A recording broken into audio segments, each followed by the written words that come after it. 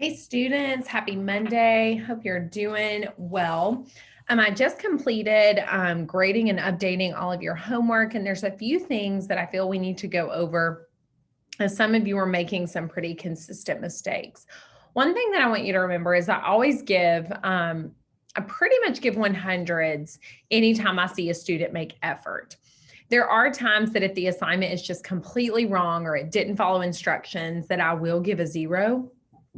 However, for the most part, just for turning in your homework, you'll get a 100. But that doesn't mean that you don't need to go look at the feedback. It's really important because I'll leave feedback on everything. Please make sure that you are doing that, especially with assignments like the in-text citation homework, so that you can see some errors you've made and apply that new knowledge to your future work. So the first thing that I want to talk about is making sure that you're eliminating unnecessary words. What we call this is just making your language more concise. Many of you are doing things like Marie Brown states that, and then you're beginning your quote.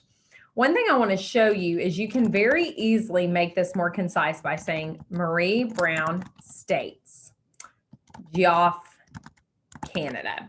And all I've done is eliminated that, and it just creates a more formal, concise way of wording. Another thing that I want you to note is punctuation. A lot of you are putting the period before the in-text citation instead of after. I want you to see in this first direct quote, what I've put here is Marie Brown examines the truth in stating how Geoff Canada was a force to be reckoned with in terms of his growing passion for uprooting and revamping the beliefs of the Harlem education system. There's no period before the in-text citation. It's supposed to go after. The only time that this is not the case is when you have what we call a block quote. And a block quote is when you have 4 or more lines. And in this type of essay that's super short, you should only have one of those, if any at all. The next thing that I want to talk to you about is page numbers. A lot of you were missing page numbers, but it seemed that your source was a peer-reviewed scholarly source. I want to show you something using the library resource.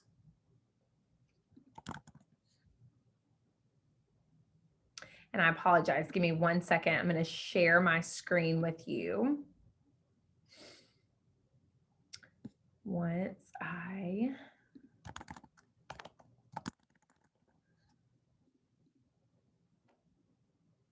get this up and running.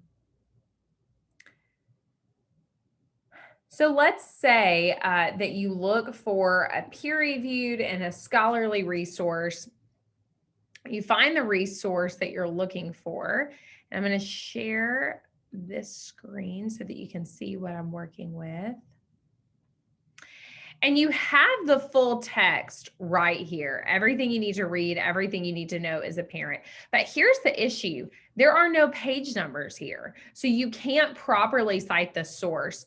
Right here, you're going to see where it says download PDF. I want you to download that and click on it. And as you can see, the page numbers are located right here in the top left portion of the page. So here you have 368, 369, it's on the right side here, but you have very specific page numbers. A lot of you, it seems clear that the source had page numbers, but you did not cite those. And it's essential that you do that to ensure that you're citing the proper information. So again, make sure you download the full text of that PDF. The other thing, I just want to go through some examples just to show you the difference between an in-text direct quote and an in-text paraphrase. Right here in the signal phrase, I have Marie Brown examines the truth in stating how Geoff Canada was a force to be reckoned with in terms of his growing passion for uprooting and revamping the beliefs of the Harlem education system. What you see here is I have clearly shown you who the author was. I've given you that information in the signal phrase. And then I've also indicated a very clear page number. That is the proper way to cite a direct quote. In this paraphrase right here, I did not include the author's name in a signal phrase. So I put, it is no secret that Geoff Canada had a very difficult childhood, but psychology experts prove that the challenges he faced are the circumstances that prepped him for his future career in educating those who came from the projects of New York. Since I did not use the author's name in a signal phrase to introduce those ideas, I have to use their last name in the in-text citation along with the page number. The most important pieces of information when you're citing are the author's last name and the page number if available, okay? If there are no page numbers, if you're using just a website or a source that does not have page numbers, you would simply eliminate that page number just as I've done here. And in this case, where you've used the author's name in the signal phrase, you would simply take away the in-text citation and end with a period.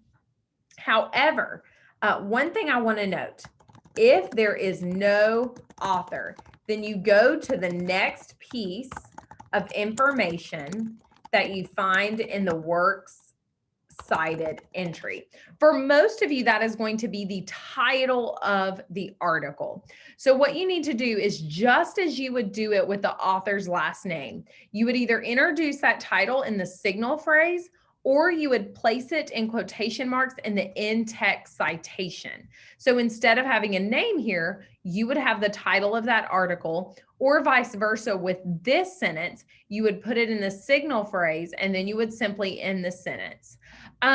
Keep in mind, books or major works should be in italics and articles should always be in quotation marks. That's really all that I have as far as the feedback from the in-text citation homework. But I do want to give you guys a gentle reminder. I do not accept late homework. I'm very ethical in this, and I keep that policy across the board just to ensure that I'm fair to all the students who submitted their homework on time.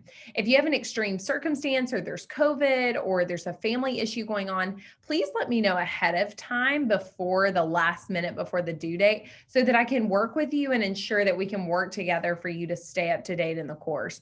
As you've probably seen, the way that this course runs, assignments build onto one another. So if you're late with one assignment, you're already going to be behind that week.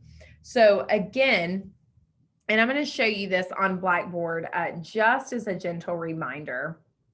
Make sure that when you are looking at the course due dates, that you are always looking at the weekly folder. And just to give you an example,